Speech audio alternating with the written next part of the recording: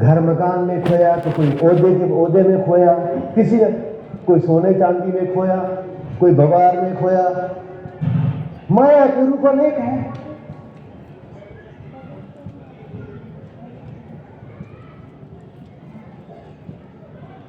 माया महाठगनी बैठी फन फैलाए, जो इसकी सेवा करे उसको ही डस जाए। बस जब माया ने डसा, भाई सांप डसता है तो क्या होता है, जहर चढ़ जाता है, तुम बेहोश हो जाते हो, थोड़ी देर बाद मर जाते हो। जो बेहोशी है तुमको माया का, इसे गुरु साहिबान ने दुख कहा। अब एक बात तो साफ होगी कि माया भी वही है, ब्रह्म भी वही है। हाउ मैं, गुरु जी बोलते हैं कि अपने अहंकार को मारो, अपनी हाउ मैं को मारो। जिस तरह समझाने के लिए है। गुरबानी कहती है, गुरु साहिबान कहते हैं, हाउ मैं दुख पाई जगत उपाया।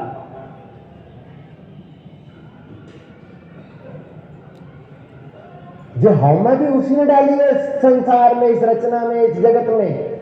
ये भी कहीं तुम्हारी पैदा की हुई नहीं है। ये सब उसी ने इम्तिहान लेने के लिए, ये तुम कहां फंसते हो, निकल जाओ तो निकल जाओ, रोकने वाला कोई नहीं। तोड़ सकते हो बंधन, बंधन तुम्हारे है, किसी ने तुम्हें बांधा नहीं है, माया ने तुम्हें बांधा नहीं है, रुपये ने तुम्हें बांधा नहीं है, रुपया तुम्हारे साथ बंधा हुआ नहीं है, धन दौलत तुम्हारे साथ बंधी हुई नहीं है, तुम बंधे हुए हो। अपनी भैंस बकरी को ही देख लो तुम लोग, उसके गले में तुम्हारे नाम की रस्सी है ना, उसके ऊपर तुम्हारा नाम लिखा है ना। गांव में पूछेंगे ना कि भैंस किसकी है, तो बोलेंगे तुकाराम की है। सबको मालूम है किसकी भैंस है, और तुम उस भैंस को पकड़ के जाओ, उस बकरी को पकड़ के जाओ, उस बैल को पकड़ के जाओ, उसकी रस्सी तुम्हारे हाथ से छूट जाए तो देखोगे भैंस तुम्हारे पीछे आती है, बकरी तुम्हारे पीछे आती है, तुम भागते उसकी ओर, वो उधर को भागेगी, तुम भागोगे उसकी ओर। अब तुम बंधे हो उससे, ज्यादा बंध दिया तुमसे। सोचो, तुमने बंधन डाल रखा है, ये मेरी है। भैंस कहती है मैं तेरी नहीं हूं, मैं तो चले इधर। वो समझदार है, जानवर होकर के भी तुमसे बंधी हुई नहीं है वो, और तुम इंसान होकर के भी जानवर से बंधे हुए हो। वो माया का रूप है भैया। भैंस 40-50 हजार की आती है,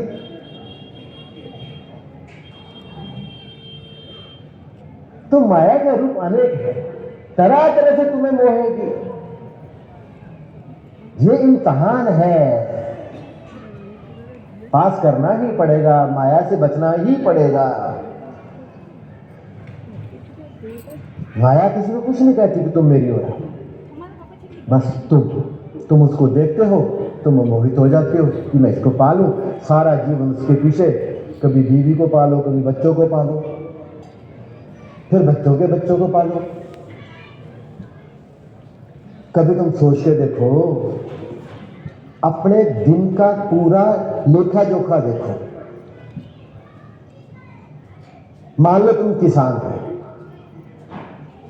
मैं किसान की एक मिसाल लेता हूं। तुम नौकरी वाले हो, चाहे तुम दुकान वाले हो, धंधे वाले हो, तुम सोचो कि करते क्या हो। तुम सुबह उठते हो, नहाते धोते हो, नाश्ता पानी करते हो, गांठ में रोटी बांधी, काम पे गए, काम किया, घर आए शाम को, नहाए धोए, रोटी खाई, बच्चों से थोड़ा खेल कूद किया, सो गए, सुबह उठे, फिर से जो कल किया था वही आज करोगे।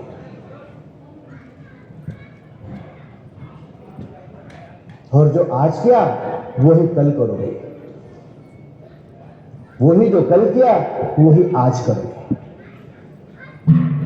ऐसा ही है ना जीवन, ऐसे चल रहा है ना।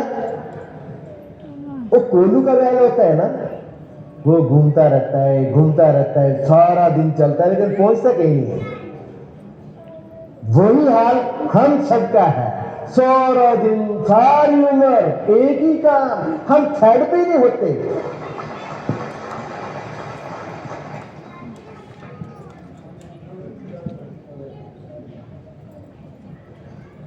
हम कभी थकते ही नहीं, वही काम करते करते सारी जिंदगी निकल जाती है, दुख उठाते उठाते, वही कुछ करते करते। कोई नयापन हमारे जीवन में है ही नहीं।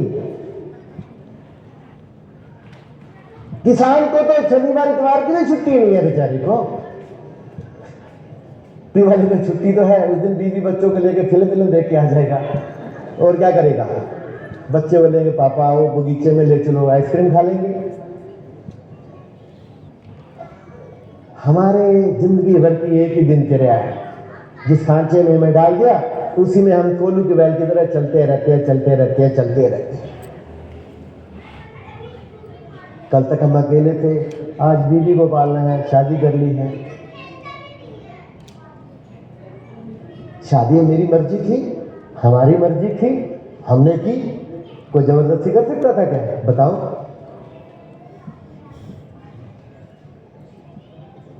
अब वो बंधन बन गया। अब सबसे मजे की बात तो ये है कि जो तुम बंधन बांधते हो ना, तोड़ने की तो बात छोड़ो, तुम तो साथ साथ जन्म निभाने की बात करते हो।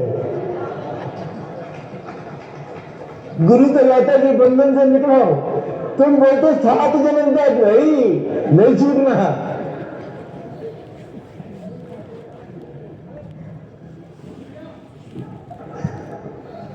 सोचो, सब बोल बोल के चले गए, मैं भी चला जाऊंगा, तुम भी चले जाओगे जी, ऐसे ही चलता रहेगा।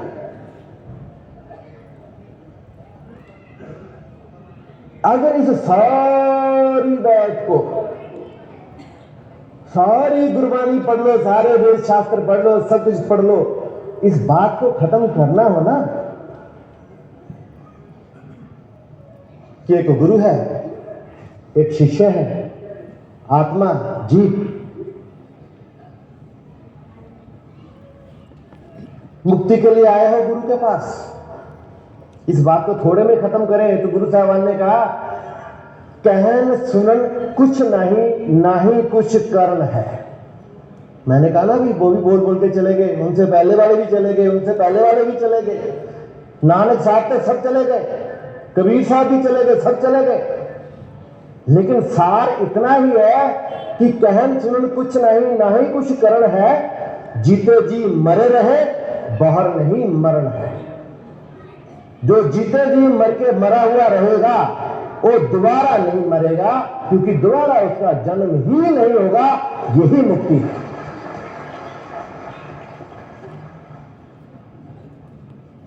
समझदार को समझाना नहीं पड़ता। मेरे शब्द कड़क हैं, कड़वे हैं, कईयों को चुभते हैं। मेरे पास बातें आती हैं, मेरे शब्द कड़वे हैं, लेकिन दवाई बीमारी के हिसाब से दी गई।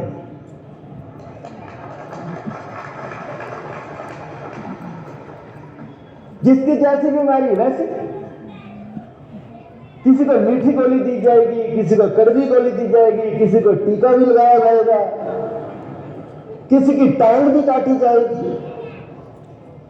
अब डॉक्टर जो कर रहा है उसकी तुम्हारे से दुश्मनी नहीं है कि वो टांग काट रहा है। डॉक्टर जो कर रहे हैं, तुम्हें टीका लगा रहा है, तो बोला हाय सुई ठोक दी मेरे अंदर, हाय दर्द हो रहा है। और जो कोरोना में टीके लग रहे थे तो लोगों की फोटो आती थी टीवी में।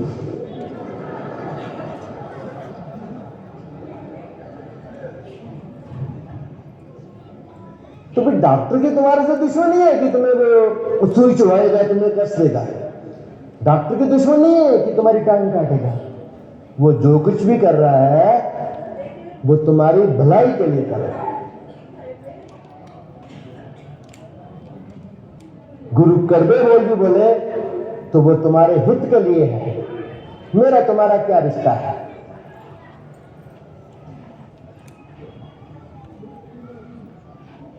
एक आध्यात्मिक स्पिरिचुअल रिश्ता है हमारा। तो मेरी कोई आपसे दुश्मनी नहीं है कि मैं आपको कड़वे बोल बोलूं। मैं आपके हित की बोलना चाहता हूं। कहा ना, वो बोल बोल के चले गए, उनसे पहले वाले भी बोल बोल के चलेंगे। तुम आला चढ़ाऊंगा, तुम ताली बजाओगे, किस दिन मेरी फोटो में भी आला चलेगी, तुम फिर ताली बजाओगे। हम तो फोटो में होंगे और तुम पता नहीं जो कुत्ता बिल्ली की शक्ल में, इंसान की शक्ल में फिर बैठे होंगे। तुम फिर ताली बजाओगे, तुम तालियां बजा के जाके चले गए, लेकिन सीखा नहीं कुछ।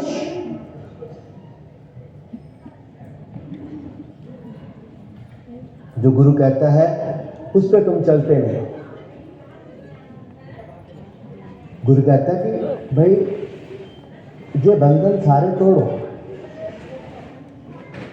बंधन तुमने डाले हुए हैं, कोई तुम्हें बांध नहीं सकता।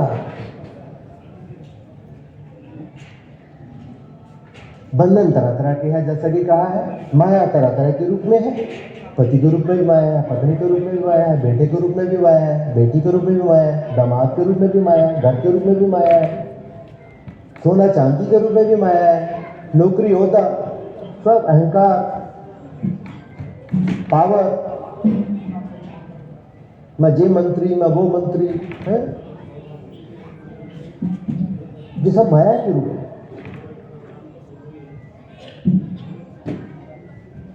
जो तुम्हें लुभाए वो माया। बात जो दिखती है और तुम्हें लुभाए, दिखता तो कचरा भी है ना, तुम उसे तो नहीं उठाते, वो तुम्हें लुभाता नहीं है, लेकिन उस कचरे को भी तो उठाता है। और किसी को कचरा भी लुभाता है, क्योंकि उसी से वो बेच के पैसा कमाता है।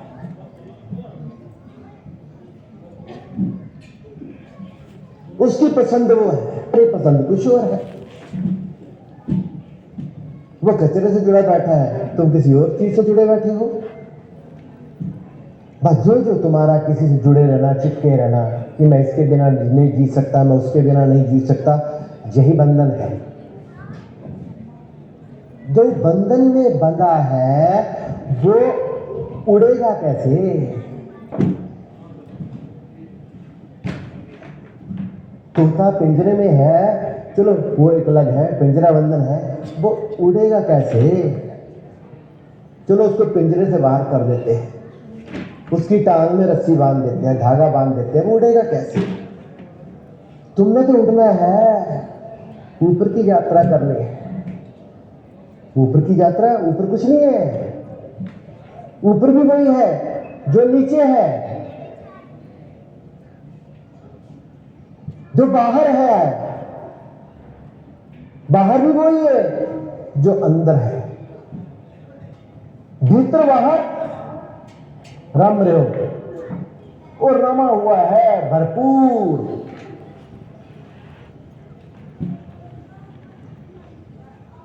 ये सृष्टि उससे पूर्ण है, क्योंकि वो खुद पूर्ण है।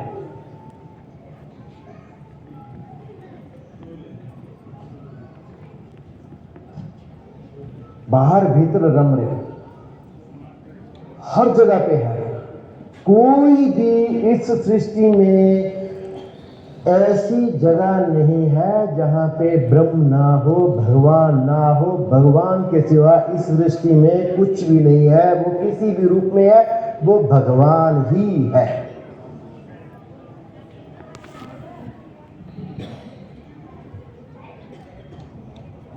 जहां भी देखो उसी को देखो, जो नहीं दिख रहा है वो भी भगवान ही है, और जो दिख रहा है वो भी भगवान ही है। लेकिन गुरु साहिबान ने कहा कि देख अधिष्ठ रहो लिव लागी। अधिष्ठ को देखो, जो नहीं दिखता है वो ब्रह्म है, जो दिखता है वो माया है। माया बंधन है, बंधन से मुक्त हुई। कारण माया, माया के जो अधिकारी, बिच माया पचे पचीजे। जो माया के पीछे भागते हैं वो माया में ही गर्त होते हैं, माया में ही समाते हैं। उसी में पच जाएंगे, उसी में पिस जाएंगे, उसी में जाएंगे।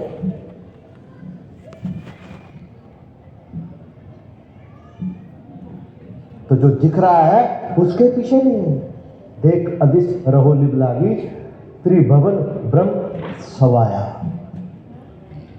जो नहीं दिख रहा है वो ब्रह्म है, उसको देखो। अधिष्ठ को देखो जो नहीं दिखता, अलख निरंजन। तुम्हारे दर पे कोई साधु महात्मा कोई आता है, भिक्षा मांगता है, तो वो भी ये कहता कि अलख निरंजन। वो तुम्हें कह रहा है कि भाई अलख निरंजन देखो उसको। वो जो अलख है, जो नहीं दिखता है, वो निरंजन है, निरंजन, बिना किसी दाग धब्बे के।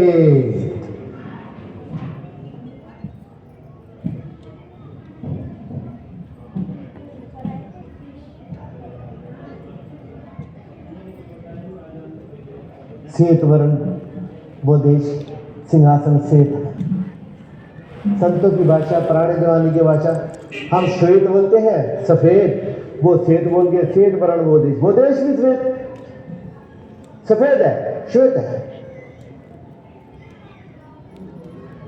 उसका सिंहासन भी श्वेत।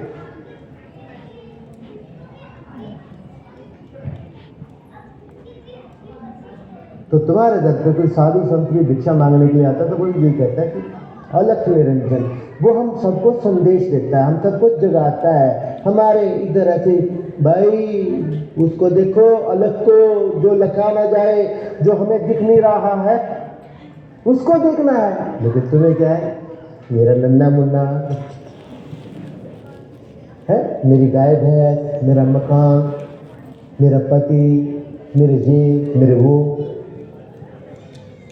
जो दिख रहे हैं तुम उन्हीं में खोए हुए हो। भी परिवार किसका नहीं है? जब किसका नहीं था, जब कबीर साहब का परिवार नहीं था, जब नानक साहब का परिवार नहीं था, कौन से गुरु साहब का परिवार नहीं था, इनका परिवार नहीं था। वो तो कहते हैं उनकी तो बीवी थी, बच्चे नहीं थे, बोलते बड़ा अच्छा, बहुत अच्छा। उनके बच्चे नहीं थे तो वो मेरे को कहते, मेरे को बताया अच्छा कोई बच्चा नहीं, कोई बात, भगवान को टाइम दिया। जो कमाने आए थे, जो राम नाम का कमाई करने आए थे, उसमें समय ज्यादा मिल गया। लेकिन तुम लोग क्या आए थे हरिनाम को, होटल लगे के पास, जपना तो राम नाम था, परंतु तुम किशोरी काम धंधों में लग गए। परिवार तुम्हें बांध नहीं सकता। नानक साहब परिवार में, उनके भी पुत्र थे, पत्नी थी, वो फिर भी गांव गांव देश देश जाकर के जहां जहां तक भी वो जा सके, हम सब अज्ञानियों को, मूर्खों को समझाने की कोशिश की उन्होंने कि जागो भाई जागो, जीवन का मकसद कुछ और है, मकसद ये नहीं है जो हम कर रहे हैं। तुम्हारे दुखों का कारण तुम्हारा शरीर है। तुम बार बार शरीर में आते हो, कर्म कमाते हो, ऐसे कर्म कमाते हो कि जिसके कारण तुम्हें जो शरीर मिलता है। नानक साहब ने कहा कि देहधारी ना कोई सुखी, जिसके पास शरीर है वो सुखी है ही नहीं है, उसको कोई ना कोई दुख तो है ही है। चाहे वो दैविक हो, भौतिक हो, शारीरिक हो, कैसा भी हो, उसे कोई ना कोई दुख तो है ही है। देहधारी ना कोई सुखिया। लेकिन ये जो हमें शरीर मिलता है, ये इसलिए तो मिलता है कर्मों के हिसाब से। तुमने कर्म किए, तुम्हारे कर्म अच्छे होंगे कि तुम्हें इंसान का शरीर मिल गया। किसी के कर्म अच्छे नहीं, उससे कुत्ते का शरीर मिल गया। अंदर तो आत्मा ही है, आत्मा ही परमात्मा है। भाई एक सोने की ईंट ले लो, मान लो एक सोने की ईंट ले लो, उसमें से थोड़ा सा सोना निकालो, इधर डालते हैं, तुम मराठी में क्या बोलते हो? है नट बोल दो, चलो ठीक है, इधर डाल दो, इधर वाला बना लो, है कि नहीं? सोना और निकाला तो हथौड़ा बना लिया, सोना और निकाला तो अंगूठी बना ली, सोना और निकाला तो चूड़ी बना ली, सोना थोड़ा ज्यादा निकाला तो कंगन बना लिया, सोना थोड़ा ज्यादा निकाला तो गले का हार बना लिया, सोना और भी ज्यादा निकाला तो मुकुट बना लिया। आज ये सारी चीजें अलग अलग दिख रही है। जहां जो डाला बोला, जहां को डाला बोला, जहां जो डाला वो अलग, जहां डाला वो अलग, गले में डाला वो अलग, सर पे रखा वो अलग, मुकुट, परंतु है तो सोना ही ना। अब इनके नाम अलग अलग हो गए और इनके बर्तन बता जो इंग्लिश में यूजेस कहते हैं, हिंदी में क्या कहते हैं, है इस्तेमाल अलग अलग हो गया। जो भैया नाक में पड़ेगा वो कान में नहीं पड़ेगा, जो कान में पड़ेगा वो नाक में नहीं पड़ेगा, जो हाथ में पड़ेगा वो गले में नहीं पड़ेगा, जो गले में पड़ेगा वो सर में नहीं पड़ेगा, जो सर में पड़ेगा वो हाथ में नहीं पड़ेगा। बस यही रचना है सृष्टि में। वो सोना ही है हर रूप में, वो परमात्मा ही है हर रूप में, चाहे वो ब्रह्मा है, चाहे विष्णु है, चाहे महेश है, चाहे गणपति है, चाहे रमेश है, चाहे तुकाराम है, चाहे भोला राम है, चाहे बलजीत है, चाहे कृपाल सिंह जी है, चाहे ठाकर सिंह जी है, चाहे कृष्ण जी है, चाहे कुत्ता है, चाहे सांप है, चाहे बिच्छू है, चाहे मक्खी है, वो एक ही है, एक ही से बना है सब कुछ, दूसरा कोई है ही नहीं है।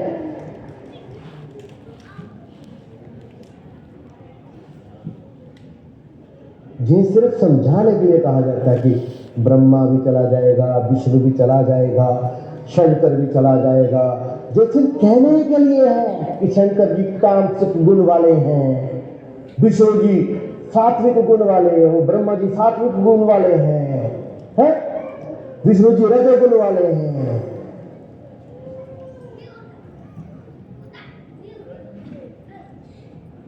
ब्रह्मा विष्णु महेश आपको पाए, सिर्फ आपे ही फिर तंदेला, उनके सर में मतलब कि डाल दी जिम्मेदारी कि तुम्हारा काम ये है।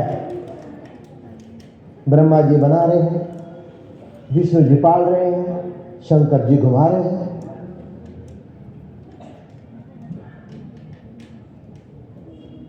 वो उसी में रूप में रखे हैं।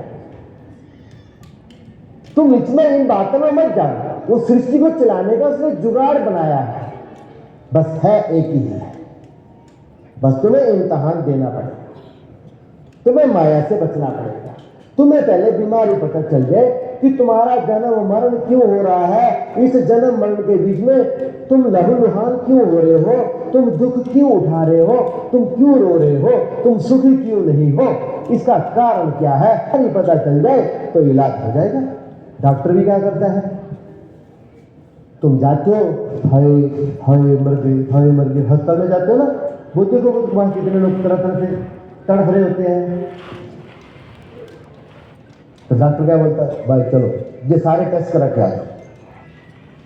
फिर वो टेस्ट में देखता है ये बीमारी है। अब ये बीमारी पता चल गई, इलाज शुरू हो जाएगा।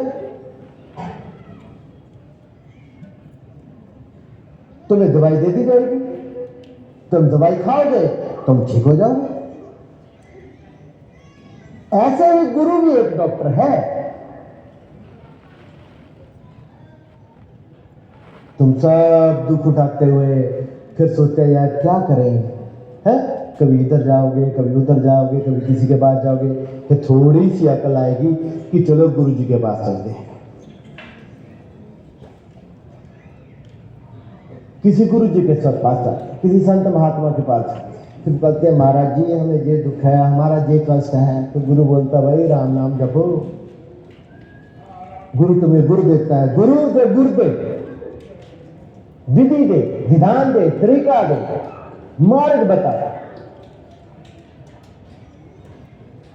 अगर तुम्हें कोई गुरु दिया है, गुरु ने कोई विधि दी है, कोई विधान दिया है, कोई कर्म दिया है कि ये कमाओ, ये करो, ऐसे करो, कोई मार्ग बताया है, तो तुम उस पर चलो।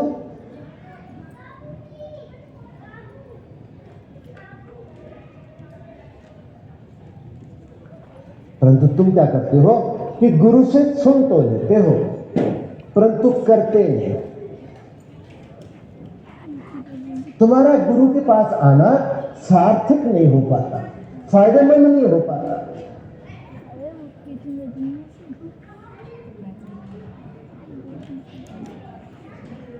तुम्हें दूसरे अच्छे लगते हैं।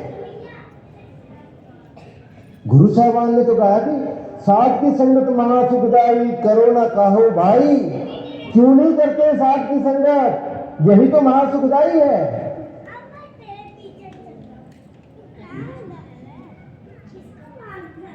तुम चाहो तो मैं यही बैठ जाऊंगा, मैं सारी उम्र के लिए बैठ जाऊंगा यहीं पे। क्या तुम बैठोगे?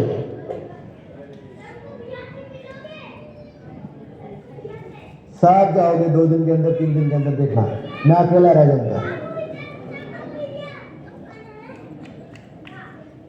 ऐसा ही है ना, हर साल देखते ही हो ना। जब मैं अकेला रह जाता हूं तब जाता हूं मैं कि सारे चले गए, अब हमारा क्या काम है।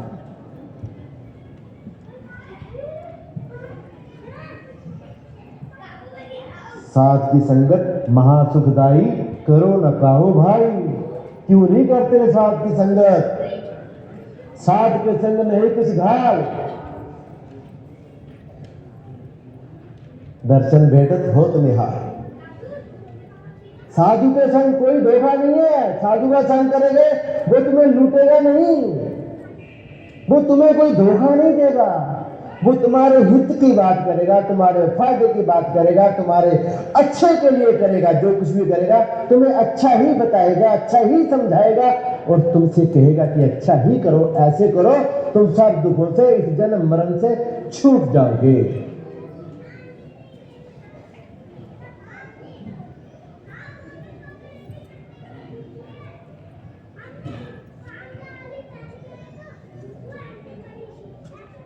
परंतु तुम नहीं करते। जब गुरु तुम्हें बताता है कि भैया ऐसा कर लो, वैसा कर लो, जे तुम्हें गुरु दिया, जे तुम्हें विधान दिया, जे तुम्हें विधि दी, जे तुम्हें मार्ग बताया, इस पे चलो, तुम्हारी मुक्ति हो जाएगी, तुम्हारा काम बन जाएगा। तुम्हारा जुगों जुगों से, जन्मों जन्मों से जो बिगड़ी हुई तुम्हारी व्यथा है, जो तुम्हारी हालत तुम्हारी सुधर जाएगी, तुम्हारा भला हो जाएगा। बात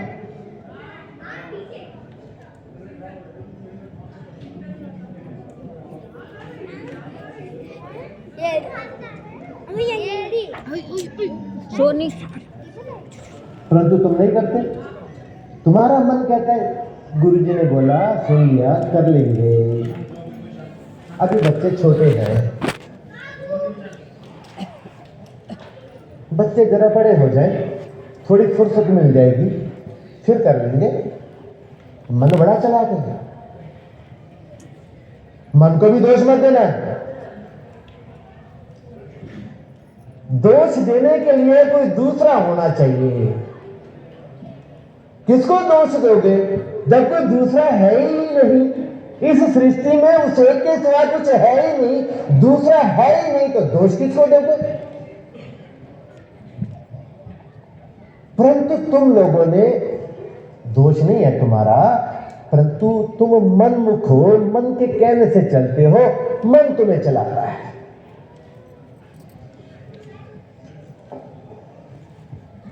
तो मन कहता है कि ठहरो यार, कोई बात नहीं, गुरुजी ने बोल दिया ना, दिया ना गुरुजी को, करेंगे। बच्चे थोड़े बड़े हो जाएं, फुर्सत में आ जाए तो कर लेंगे।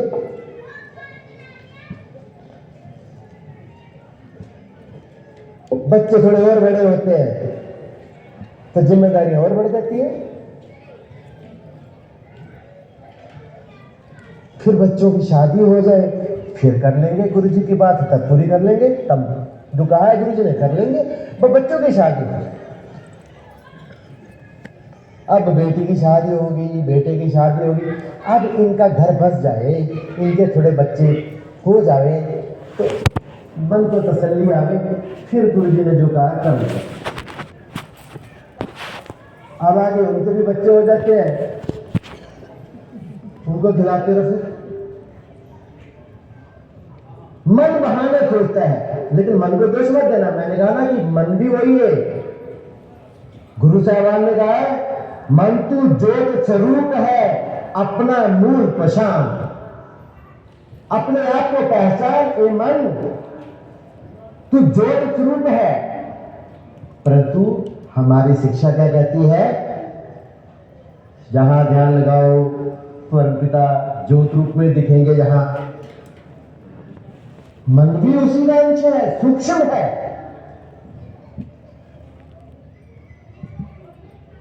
मन को भी दोष नहीं देना है।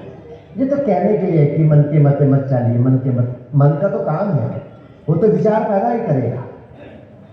जिसका जो काम है वो दिया हुआ, सृष्टि के अंदर सबका अपना अपना काम है। भाई तुम्हारे बच्चे गांव में छोटी मोटी गेंद लेकर के या फिर बड़ा फुटबॉल लेकर के आपस में खेलते तो होंगे, कभी देखा है खेलते हुए? खेलते हैं ना बच्चे? बोलो भाई, खेलते हैं ना? अब मानो इधर वाले बच्चे उधर जाके कुछ करना चाहते हैं, जिसे हम बोलते हैं ना गोल कर देना, तो इधर वाले बच्चे करने तो नहीं देते हैं, वो टांग फंसाते हैं। करने देते हैं क्या गोल? नहीं करने देते ना। टांग फंसाएंगे, धक्का देंगे, कुछ ना कुछ करेंगे। तो तुम क्या बोलोगे कि हाय ये तो हमारे को रोक रहे हैं, ये तो हमें गोल नहीं करने दे रहे, हमारे को टांग फंसा रहे हैं, हमारे को धक्का दे दिया है? अगर तुम्हारे में दम है तो धक्के भी खाओ।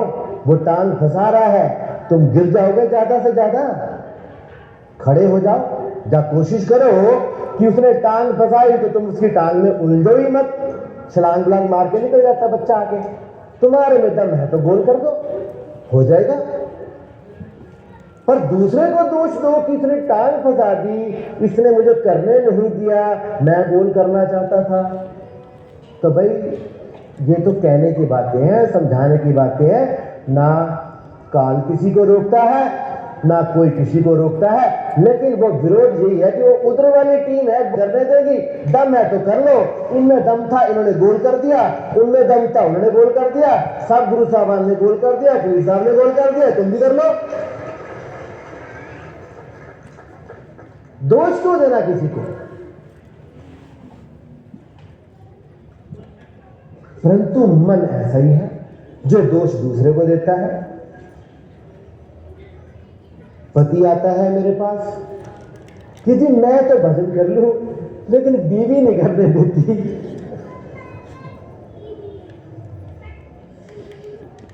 भाई बीवी क्यों नहीं करने देती है? तो वो सोचती है साधु बन जाएगा, पता नहीं क्या हो जाएगा, इसको हमको छोड़ के चला जाएगा।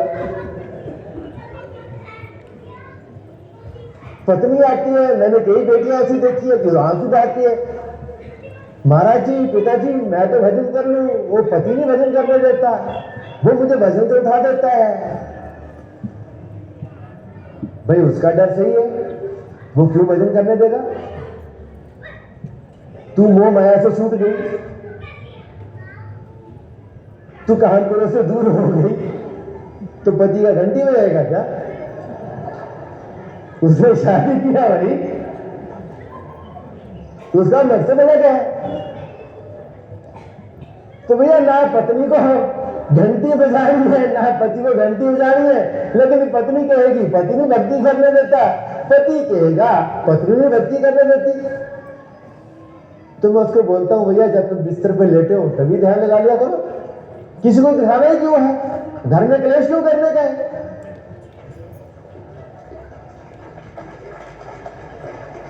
कोई तुम्हारी बाहर की स्वतंत्रता को छीन सकता है, तुम्हारी बाहर की आजादी को छीन सकता है, परंतु तुम्हारे भीतर की आजादी को कोई नहीं छीन सकता। अंदर से तुम आजाद हो।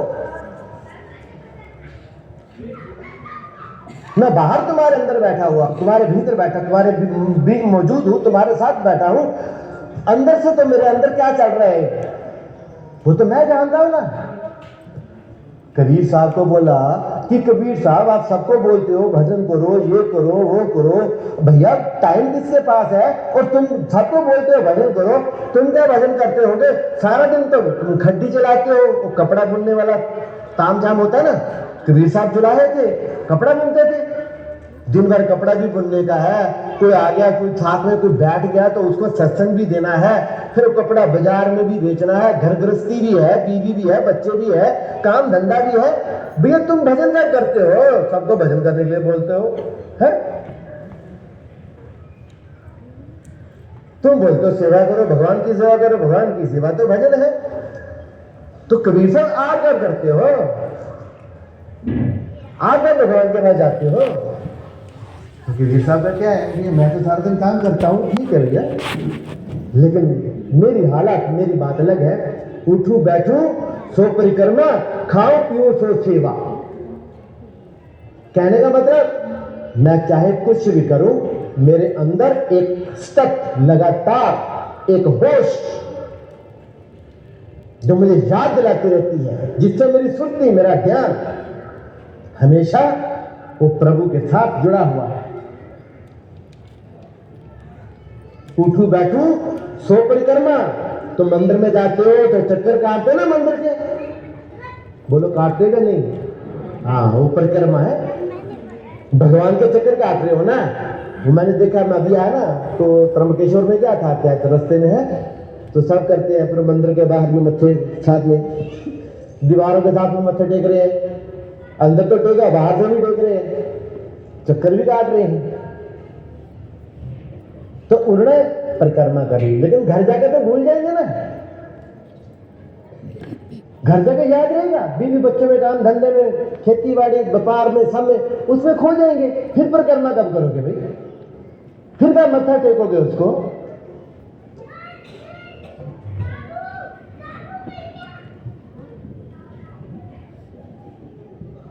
भगवान की भक्ति मिनटों की, घंटों की नहीं है,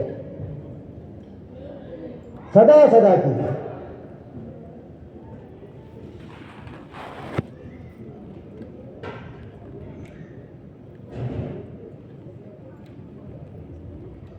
हमेशा के लिए वो अखंड है।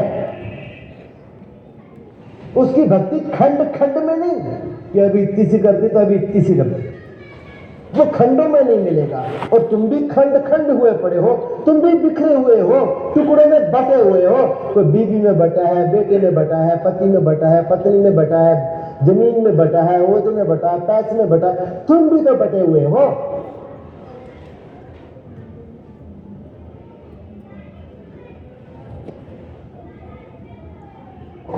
और पूर्ण तो पूर्ण को ही मिलेगा।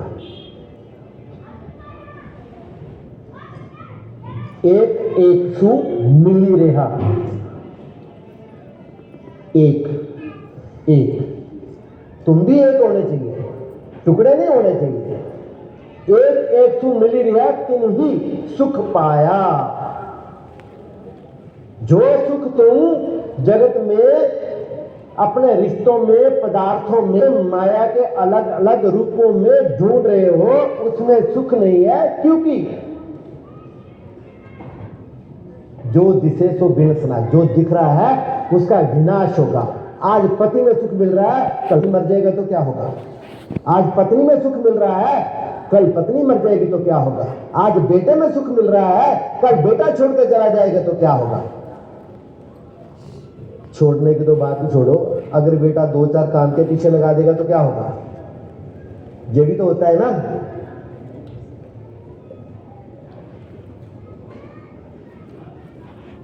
जिस बेटे को तुम इतने लाड़ प्यार से पालते हो, अभी तो नया रिवाज चल पड़ा है, शायद तुम गांव वालों को मालूम नहीं हो, बड़े लोगों के बड़े काम।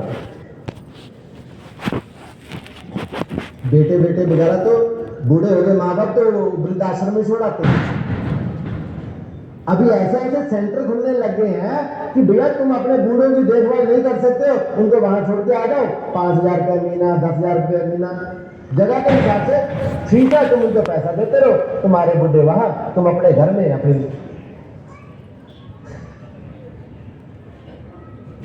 तुम गांव वाले अच्छे हो, तुम्हें कोई छोड़ के नहीं आएगा, तुम लोगों को भी खबर नहीं है। ये बीमारी गांव में भी आ जाएगी तो पता चलेगा। तो जो तुम माया के अलग अलग रूपों में जो तुम सुख ढूंढ रहे हो, वो मिलने वाला नहीं है तुम्हें, क्योंकि जो दिशे सो दिन सुना, मन की मत त्याग, मन भाग रहा है इसके पीछे उसके पीछे, नहीं मिलेगा, नहीं है सुख, वो सदा का नहीं है, क्योंकि जिसमें तुम सुख देख रहे हो वो ही सदा का नहीं है।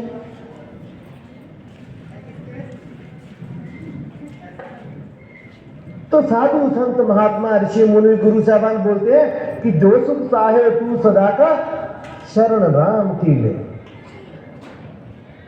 राम की शरण ले भाई, सब सुख दाता राम है, दूसरा नहीं कोई, ना भी ना। पति परमेश्वर तुम्हें सिखाया जाता है कि पति परमेश्वर है, कितना सुख देता है वो परमेश्वर, मुझे भी बता दो, बोलो भाई। कभी ब्योरा जी के आते तो वो भी ठगाएंगे।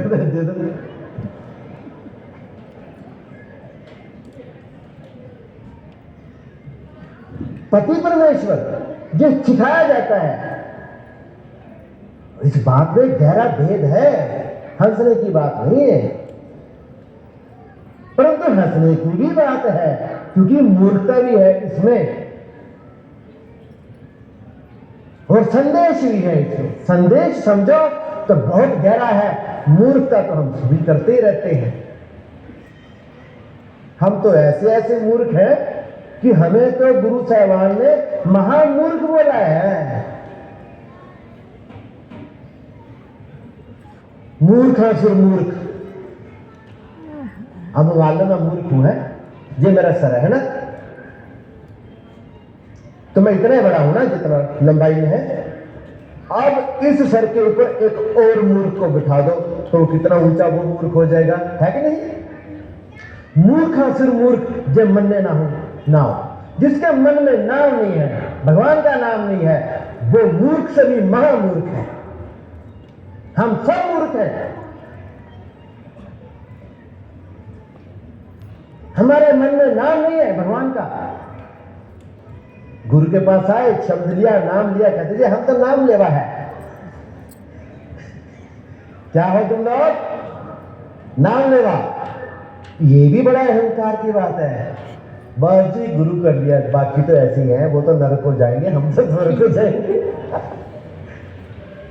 तुम्हारी सत्संगों की बातें मैंने तब सुनी, गद्दी से आने से पहले तो मेरे गुरु नाम लेवा कुछ नहीं था, मैं तो ऐसे जाता था आश्रम में, सुनता था मैं नाम लेवाओं की बातें कि हम तो भाई हमारा काम तो बन गया, बाकी तो सब मूर्ख है। नहीं भाई, हम सब मूर्ख हैं।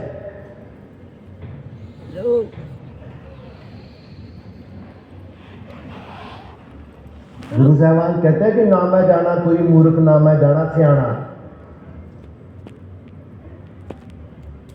मैं किसी मूर्ख को नहीं जानता, मैं किसी सियाने को नहीं जानता, बस ना मैं किसी मूर्ख को मानता हूं, ना किसी सियाने को मानता हूं। ये एक ही व्यक्ति की दो दशा है। तुम आज मूर्ख हो, कल समझदार हो जाओगे तो तुम ही मूर्ख थे, तुम ही सियाने। तुम आज सियाने हो, कल मूर्खता करने लग जाओगे तो मूर्ख। जो मान के मत बैठो कि ये मूर्ख है, जो सियाना कभी बनेगा ही नहीं। और ये मान के मत चलो कि भैया ये तो बड़ा सियाना है, ये मूर्खता करेगा ही नहीं।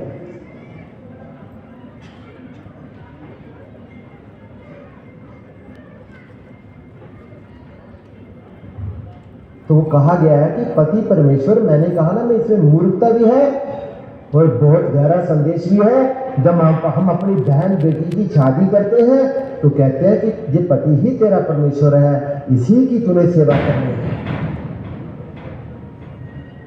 ऐसे कहा जाता है ना। क्यों भाई?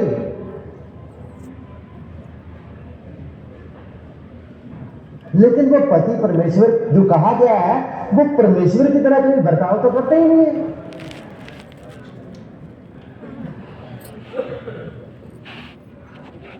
और अगर हम उसी इंसान को, पति को परमेश्वर बन के बैठ जाएंगे तो भैया जो असली परमेश्वर है उसकी खोज कब करेंगे फिर? फिर तो हम इसी के चक्कर काटते रहेंगे। लेकिन मूलता यह है कि हम पति को परमेश्वर माने। संदेश ये है कि हम अपनी बहन बेटी से कहते हैं कि पति परमेश्वर, आत्मा जो अंदर है, आत्मा नारी, परमात्मा पुरुष। इनका विशेषण ऐसे किया गया है। आत्मा को संतों महात्माओं ने नारी बोला है और परमात्मा को पुरुष बोला है। तो वो जब कहा जाता है कि पति परमेश्वर, तो वो आत्मा को कहा जाता है। जब एक आत्मा कह रही है कि मेरा पति या तुम्हारा पति, पति तो परमेश्वर। जो शादी हो गई ये नहीं, इससे पति परमेश्वर नहीं मिलने वाला। ये पति तो शारीरिक है, संसारिक है। संदेश तो ये है पति परमेश्वर के कि भाई आत्मा तेरा, पति परमात्मा परमेश्वर, उसे पाना है तो उसे पाने का प्रयास कीजिए। परंतु हम प्रयास नहीं करते। हम मन के कहने से चलते हैं और जो मन है वो हमें तसल्लियां देता रहता है, झूठे दिलासे देता रहता है। हमारी कितने भी टांगें टूटे, हमारे कितने भी दुख आए तो मन कहता है कि ठहरो भाई, कोई बात नहीं यार, ऐसा हो गया तो कौन सी बड़ी बात है, अब फिर से करते हैं। हम ये नहीं वो करते हैं, परंतु वो नहीं करेंगे जो गुरु जी ने कहा है। वो सब कुछ करवाएगा मन तुमसे जो वो करना चाहता है, परंतु तुमसे वो नहीं करवाएगा जो गुरु साहब ने कहा है।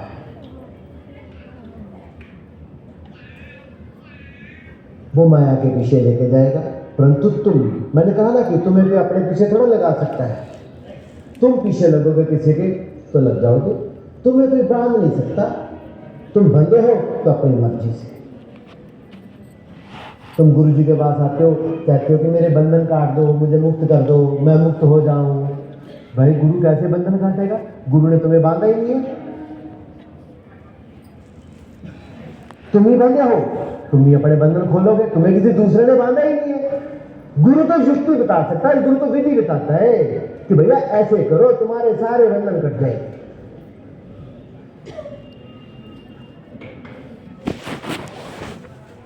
लेकिन वो मनमुख है, उसने वो करना ही नहीं है।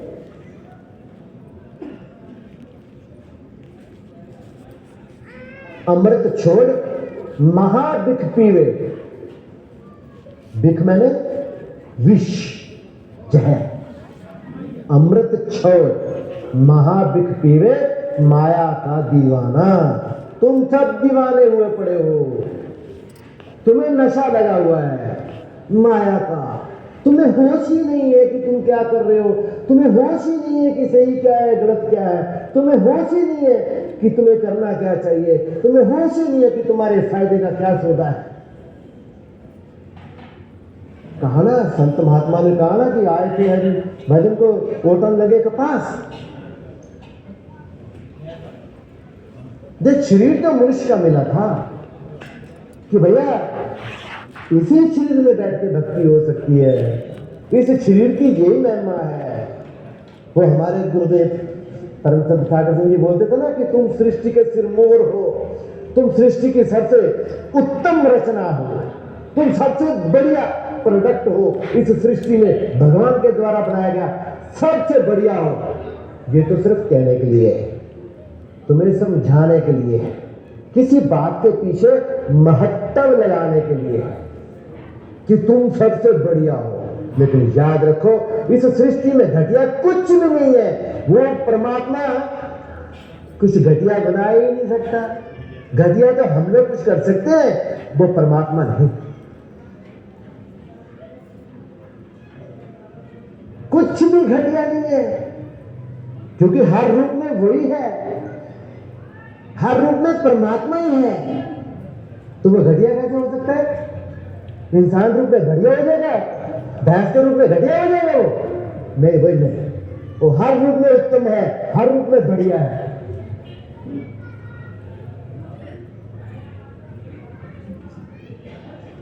कुछ विश्लेषण हम करते हैं, कुछ बातें हम विशेष रूप से बोलते हैं, वो सिर्फ समझाने के लिए ही होता है कि तुम सृष्टि के सिरमौर हो, तुम सबसे बढ़िया रचना हो उस भगवान की, तुम ही मुक्ति का प्रयास कर सकते हो। ये बात सही है। पूरी सृष्टि में एक इंसान ही अपने ध्यान को इधर लगा सकता है।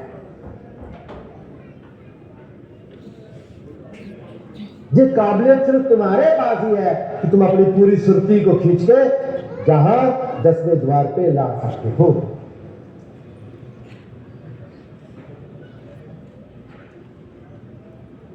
तो ध्यान लगाने की बजाय तुम क्या करते हो कि भाई माया के पीछे घूमते रहते हो, है तो भी राम तो अंदर है।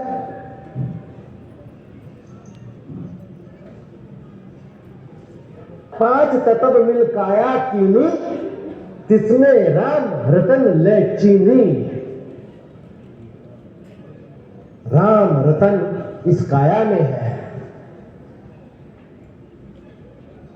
वो बाहर भी है, अदिष्ट दिखता नहीं है, वो भीतर भी है, दिखता नहीं है, क्योंकि तुम भीतर तो देखते ही नहीं हो।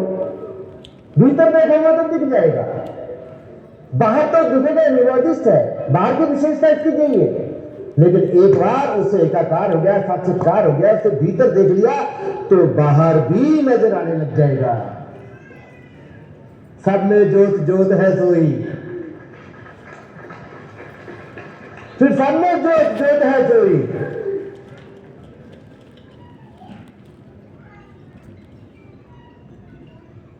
आपे आप निरंजन होई, वो अपने आप ही है, वो निरंजन,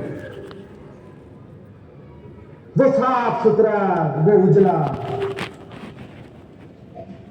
कोटि कोटि सूर्य चंद्रमा के प्रकाश के से भी बड़ा प्रकाश, जिसका अंदाजा भी लगा सकते, ये तो कहने की बात है। पांच तत्व मिलकाया कीनी, इसमें राम रतन ल चीनी। गुरु भगवान ये कहते हैं कि इसमें, अंतर में, बाहर के बंद करो, बाहर के द्वार बंद करो, अंदर के पट खोलो।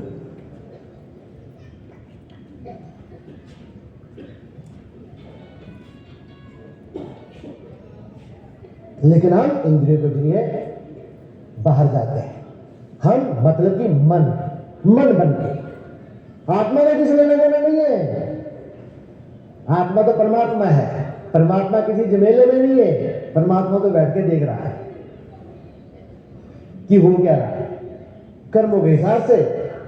जैसे तुमने कर्म किए उसके हिसाब से वो तुम्हारा फैसला कर देते हैं। मर मर जन्मे, जम जम मरे, मरे फिर जन्मे। घने दुख सहे, पया देश लम्बे। घने मतलब बड़े, मोटे मोटे, बड़े बड़े दुख, बहुत ज्यादा था। जम जम मरे, मरा फिर जमे। क्या हाल है तुम्हारा? तुम पहला जम मतलब वो पंजाबी में गुरु साहबान ने, पंजाबी नहीं कह देते हैं, मेरे पिताजी तो उनकी भाषा को गुरुमुखी कहते थे, कि जो गुरु के मुख से बोलेंगे गुरुमुखी। लेकिन अभी स्कूलों में बोल रहे हैं पंजाबी। नहीं, मेरे को भी इतना, मेरे को ज्ञान नहीं है, ना गुरुमुखी का है ना पंजाबी का है।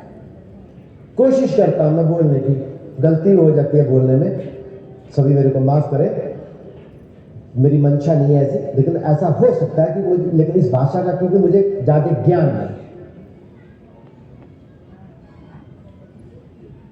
जम जम मरे, वो जो तुम्हारे प्राण निकालने आता है ना, उसको भी जम बोलते हैं ना, यम, ठीक है नहीं। लेकिन जब हम उसमें देखते हैं, जब हम गुरबानी में देखते हैं, तो एक ही जैसे शब्द है, जम जम मरे, मरा फिर जम में, गणे दुख से प्यादे सलाम। तो तुम बार बार जन्म लेते हो, बार बार मरते हो, और जन्म में मरण में तुम घने दुख सहते हो, बड़े दुख सहते हो। पड़ा देश लंबा मतलब तुम्हारी हद नहीं है यात्रा की। एक देश की सीमा होती है ना, बोले भैया जहां से इंडिया खत्म हो गया पाकिस्तान शुरू हो गया है, जिधर को इंडिया खत्म हो गया चाइना शुरू हो गया, जिधर को इंडिया खत्म हो गया श्रीलंका शुरू हो गया है। हद आ जाती है। लेकिन तुम्हारी हद नहीं है, तुम्हारे दुखों की हद नहीं है।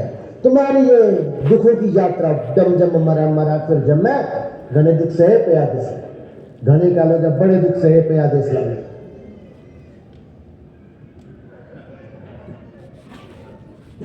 बस माया अच्छी लग रही है, कर्म कर रहे हैं। कर्म तो करना ही है भाई, कर्म के बिना तो गुजारा नहीं है, ये तो इम्तिहान है। नेक कर्म कर लो चाहे बुरे कर्म कर लो।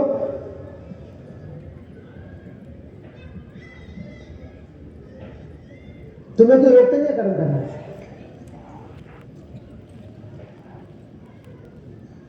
कर्मावधि आवे जावे, गुरु साहब ने कहा कि कर्मावधि आवे जावे। कर्मों से बंधे हो तो आना जाना लगा हुआ है तुम्हारा। कर्मी आवे कपड़ा नगरी भोग द्वार।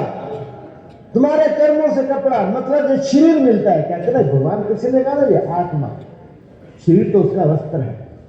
जैसे तुम्हारे ये शरीर के वस्त्र पुराने हो जाते हैं, उन्हें त्याग देते हो, नए वस्त्र धारण कर लेते हो। ऐसे ही जब ये शरीर रूपी कपड़ा आत्मा का जर्जर हो जाता है तो इसको छोड़ दिया जाता है, तो नया शरीर नया कपड़ा मिल जाता है। कर्मी आवे कपड़ा नगरी मोक्ष द्वार। कर्मों के कारण ये शरीर मिलता है, परंतु उस परम पिता की नजर मेहर कृपा से मोक्ष द्वार तक पहुंच जाते हैं। नजर करे था सतगुरु मिलावे,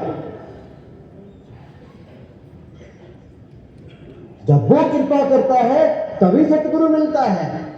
तुम्हें सतगुरु मिला है जो तुम्हारे कर्मों का फल है, जन्मों जन्मों के कर्मों का फल।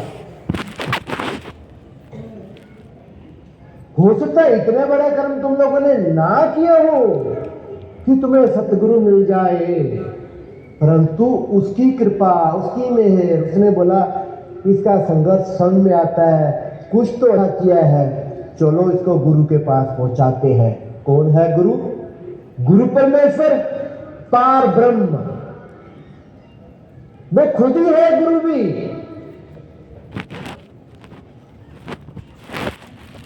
वो खुद ही चेला है, खुद ही शिष्य है, उसके सिवा कुछ नहीं है ना।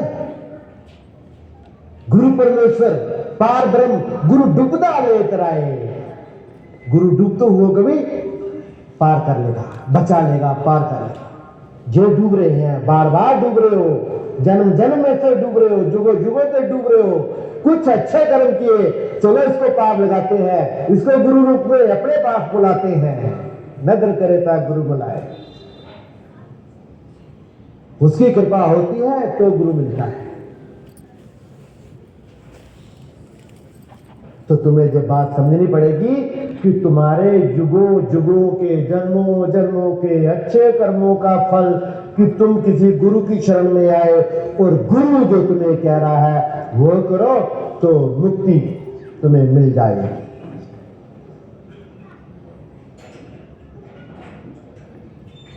ये जो तुम्हारे बड़े भाग थे ना, अच्छे भाग्य के कारण तुमको गुरु मिल गया, लेकिन इतने में बात नहीं बनेगी ना। गुरु मिल गया तो जो गुरु कहता है वो करना पड़ेगा।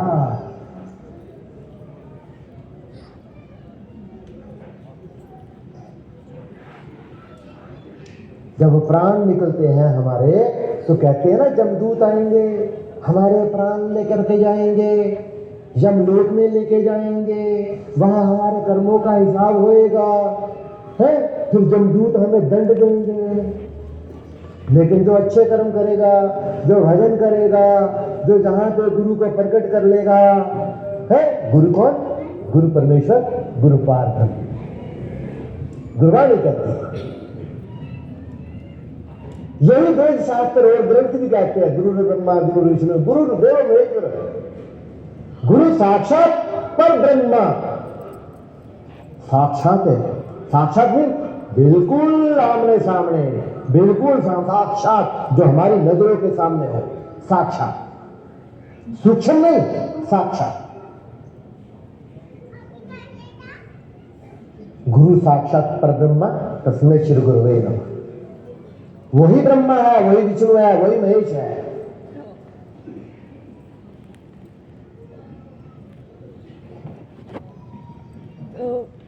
वो पार ब्रह्म है। गुरुवाणी जी कहती है गुरु परमेश्वर पार ब्रह्म, गुरु डूबता लेकर आए, वो डूबते हुए को भी उभार लेगा, पार उतारा कर देगा, परंतु गुरु के कहने से चलना पड़ेगा।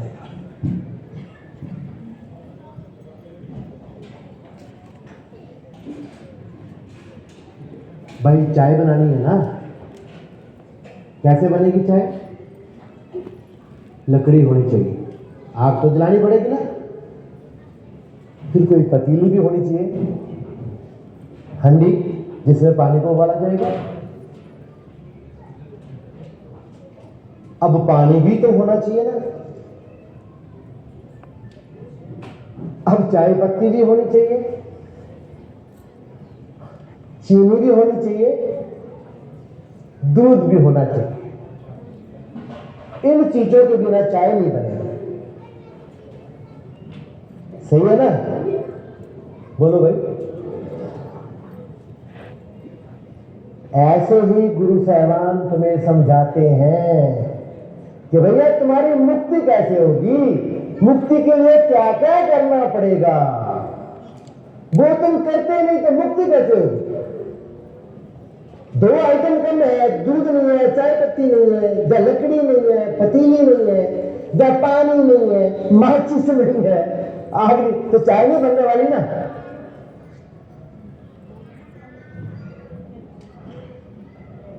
तो भैया भक्ति करने पड़ेगी। गुरु कहता है कि भक्ति करो, ध्यान करो, तो ध्यान करो, चाहे भक्ति बोलो, बात तो एक ही है, ध्यान करना।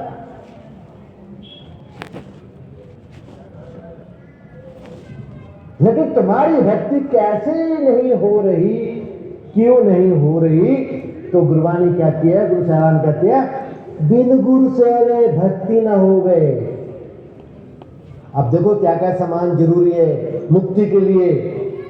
बिन गुरु सेवे भक्ति न होवे, क्यों कर चीमे आपे।